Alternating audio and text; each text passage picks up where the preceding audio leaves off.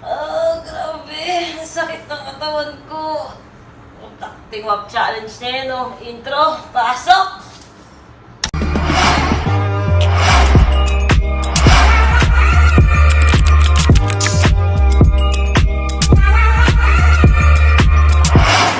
Yun na nga mga beses ko. Medyo matagal-tagal bago ako nakapag-vlog ulit kasi medyo na-busy si Mami Oni. Pero bago ang lahat, gusto ko muna mag-thank you kay Miss Francine. Yes, para sa napakaganda kong wig ngayon. Sobrang na-busy si Mami Oni dahil marami ako nasikaso. Isa na yung inasikaso ko yung dati naming bahay. Siyempre bahay pa din namin yon. Medyo makalat at napabayaan ko siya dahil ilang buwan na kami hindi nagpupunta sa bahay namin ngayon. At may mga gamit kami nakatambak doon.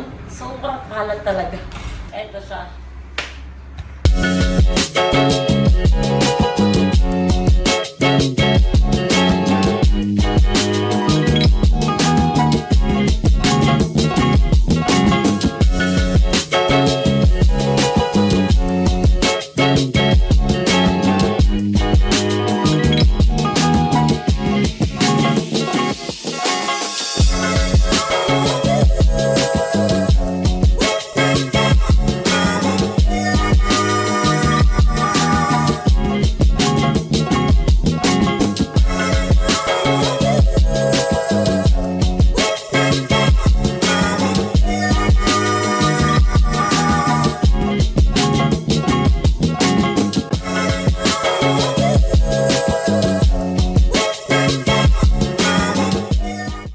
Habang nandun ako, naglaba din ako. Quality time din namin yung Daddy Rob. Namiss ko rin maglaba.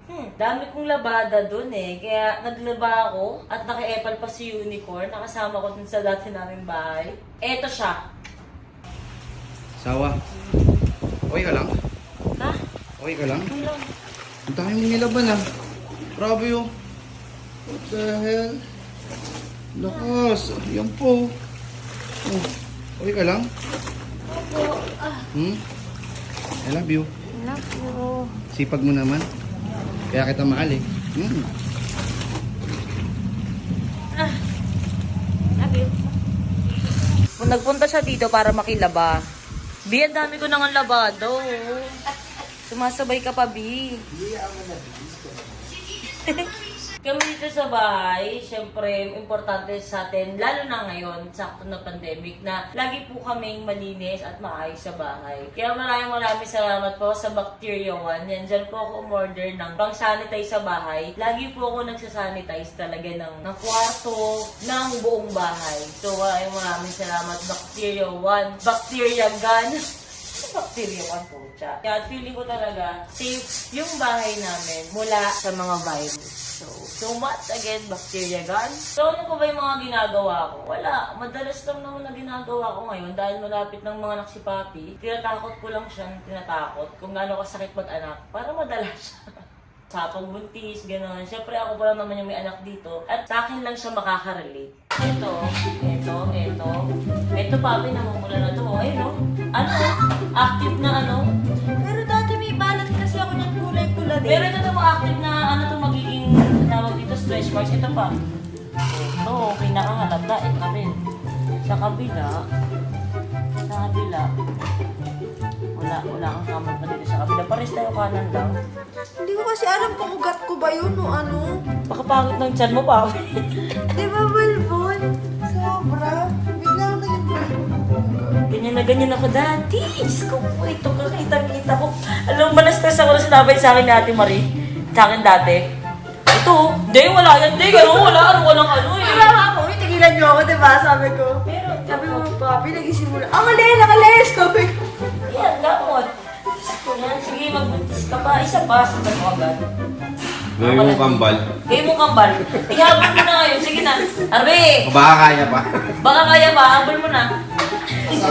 So yun, madalas puro ako ang kultuhan ni Papi at sobrang saya ko para sa kanya dahil dumadami na po akong subscribers si Papi. So maraming salamat po mga besi ko sa suporta sa anak ko kay Papi. Kahit yun nga, lagi ko siyang inaasar tsaka puro usapang buntis kami kung ano yung dapat at hindi niya dapat ginagawa. And yes mga besi ko, maraming nakakapansin, nagko-comment sa akin na Mami Oni parang pumapayat ka na po. Siyempre napakasarap sa tainga nun, di ba? Uy, pumapayat ka na.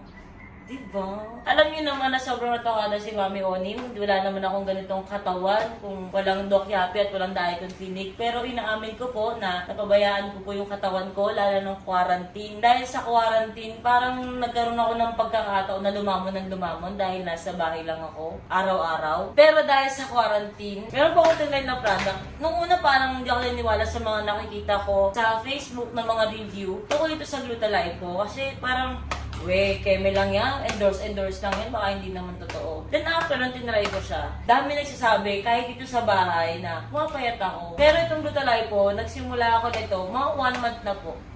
Mga 1 month na po. Ang effect niya sa akin ay lagi po ako nagtatae. Twice a day akong umiinom nito. Tapos, ang ginawa ko lang, hindi ako nag-rise, pero hindi po ako nag-exercise. Nakakapanghina lang kasi yun nga, puro ko pagtatae dito. Maganda rin pagkakataon na ngayong quarantine dahil nasa bahay ka lang at hindi ka naman lalabas. Di pag nagtae ka, nasa bahay ka lang, pumapayat ka pa. Di ba? Kaya hindi ko na-document yung timbang ko na to, tapos hanggang sa ano na yung timbang ko ngayon. So, ang gagawin na lang natin, sukat na lang natin yung katawan ko para pakita ko sa inyo kung ano yung vitals ko ngayon. Vitals yun, di ba? Vitalis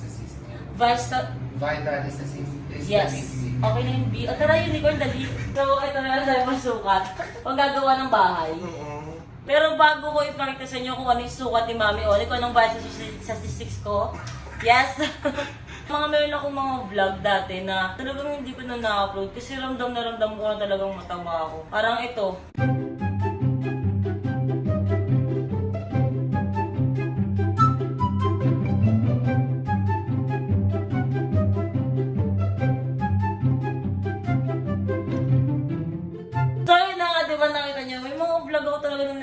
Kasi grabe, ang taba ako na talaga. Napapansin ko talaga. Pas ni Mami Oni ay... Bakit? Wait, what? 1, 2? 90. Oh, 90. Ba't 90? Ba't 19 din? Iba yung... Maga 1 liter. Iba na. Iba kasi yung pasukat na binili ni Daddy Ro. Ano ba yan? Fail to be. Sobrang fail. Failed. Bakit yung tipanukat na inanong binili? Bahay to be. Mali. Sobrang epic fail. Nakakainis. Nakakainis. Bali, 37, 28, and 45. Yes. Yan po yung sukat ko. Kasi tukatan kami last week kasi may papagawa akong damit. Hindi ko alam kung mas sumayat ako ngayon. Pero feeling ko mas sumayat ako kaysa dyan. Yun nga, sobrang effective siya. So, gusto ko lang naman mag-share kung ano yung mga ginagawa ko sa buhay ko eh. Ay, nagpa-nails po ako. Yan siya. Kay Paint and Style.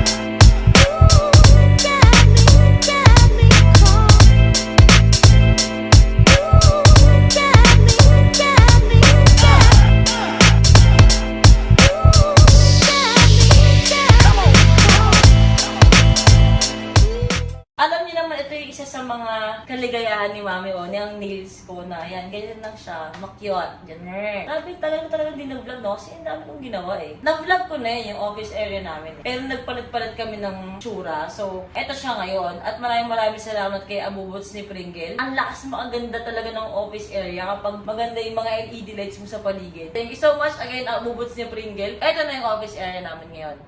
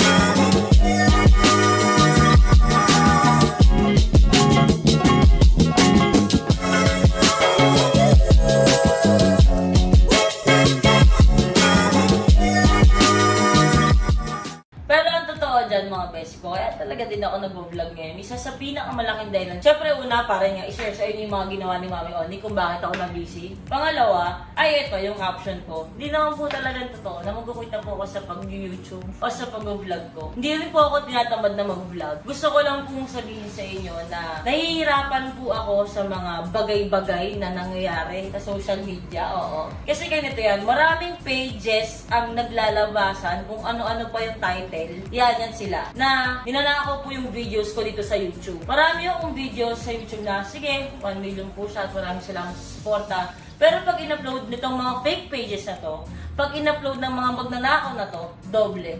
Yes, ito yung views, tapos doble yung views sa iba. So, nakahati yung viewers ko. Ang nakakaloka pa, itong mga pages na to, hindi ko alam kung ano pong mapapala nyo. Sa totoo lang, hindi ko po alam. Pero ang taas po ng followers nyo, siguro, yan yung ano niya yung trip niya no? Parang kakagamit ng pangalan ko, tapos meron kayong followers na ganyan. Isa po kayong malaking magnanakaw. Ayokong magalit ng una eh. Kasi ilang beses naman ako nag-post na fake pages po yung mga yan. Fake po yan at wala po akong ibang page kundi ito lang. Wala pong ibang page si Tyronia kundi ito lang. Wala po kaming Toro Family na page. Wala po. Kasi tulad yan, meron akong from kay Tyronia, ito siya. Ito yung views. Okay naman tayo, di ba? Siyempre siya tayo kumikita eh. Nag-iisip kami ng content, naghahanda ako, nag-ready kami. Pero malupit doon, pag in-upload niyo sa mga peking page nyo, ito po yung views nyo. Grabe, di ba? Yung difference. Ganon po katindi. Nasana po sa amin na lamin kasi akin yun eh. Amin yun. Video ko yun. Copyright kayo mga tol. So kayo mga magnanakaw kayo, okay lang naman po siguro fan ko kayo o sumusuporta kayo o natutuwa kayo sa amin. Pwede naman. Pero yung nanakawin niyo po yung kung anong meron ako, ang hirap niyo pong i-report. Sana nga mas report po kayo yung page na yan, yung mga peking pages na yan. Meron pang page na papi tropa. Alam niyo yun, parang ano ba yun? Nag-vlog si Papi, nagsisimula siya. Huwag niyo naman sana nakawin yung mga videos niya. Meron pang malupit dyan. Yung tong page na to, nawala kaming page ng Toro Family. Toro Family fan, nakalagay. Andyan yung picture ng anak ko. Anak ko po, sige ako bastos akong tao. Huwag niyo na ako irespeto, hindi ko po hinihiling yan. Pero Toro Family fam, tapos yung mga videos nakalagay yan, sumubok, ganyan. Nakakatawa ba yun? Nakakatawa yun? Kasi ba't andyan yung pangalan ng pamilya namin? Andyan din yung mukha ng anak ko. Tapos lalagay nyo ng kabastusan ng video na ganyan. I mean, kung hindi nyo ka ng respeto, yun na nga sabi ko, kahit parang naman sa anak ko, huwag naman kayong masyado naman ata kayong matigas sa mga paling mukha nyo. Para idama yung anak ko sa kabastusan ng utak nyo. Sa mag-re-upload ng video ko na to, sinasabi ko sa'yo, siguro sobrang kapal. Grabe. Ang kapal ng mukha mo pag nire-upload mo pa itong video ko ngayon. Sobrang kapal na. Idol na kita kung gano'n. Idol na kita sa pagiging thick face. So yun lang mga besi ko. Though kahit ganito ako magsalita, gusto ko lang makiusap. Sa nag-re-upload ng video ko, tol, ibigay mo na sa amin to. Wala kaming events, wala kaming ibang trabaho ngayon sa labas, kundi ang pag-vlog. Hindi naman ako sobrang lupit na vlogger at hindi ako pinaka number 1 na kumikita na vlogger sa Pilipinas. Isa po to sa mga trabaho namin. So sana please, ngayong pandemic po, kailangan din po namin to at marami po kami pangarap para kay Tyronia at sa pamilya namin. Sana naman po huwag mo na pong nakawin yung videos ko. Sana po huwag yun nang i-re-upload sa Facebook. Bigay nyo na po sa akin to kasi akin to. Amin to. So yun siya, maraming salamat mga besi ko. Still sa mga sumusuporta. Maraming salamat. Ako na, again, nakikiusap po ako sa inyo. Please huwag niyo pong i-upload yung videos ko. Ibigay niyo na po sa akin to. Kahit ito lang, para rin sa pamilya ko, para sa anak ko. And again, still, maraming salamat pa rin sa mga sumusuporta. Mula kay Tito Vince. Ayan. Sobrang saya ko para kay Tito Vince kasi nag-start siya mag-vlog and meron na po siyang 100k plus subscribers and hindi siya panganiba na sumusuporta sa pinsan ko. Siyempre, kay Mama Marie, sa kapatid ko, kay Mama Marie, yan, 100k subscribers na po si Mama Marie. Road to 1M na po tayo. At siyempre kay Papi, ayan, para rin sa baby niya at kay Harvey. Maraming salamat po. Sobra kasi nagsimula kami dito nang ako lang talaga yung nagbablog and lahat sila talagang hinikayat ko. So talagang sana talaga mag-1M sila at sana talagang maging successful din silang vlogger tulad ng maraming vloggers sa mundo. Ganun. Siyempre kay Daddy Rob, yan. Siyempre, mga besi ko, last na hining ko sana, contribute ng mga malulupit ng mga music. Andito po si Kent Manila, ito po yung YouTube channel niya. Contribute niyo lang naman makinig sa mga kanta niya kasi ako trip na yung mga kanta ng tropa ko. So yun lang mga besi ko, ito na muna yung vlog ko. Sana hindi ko nasira yung mga araw nyo. Love you guys, maraming salamat po. Like and subscribe!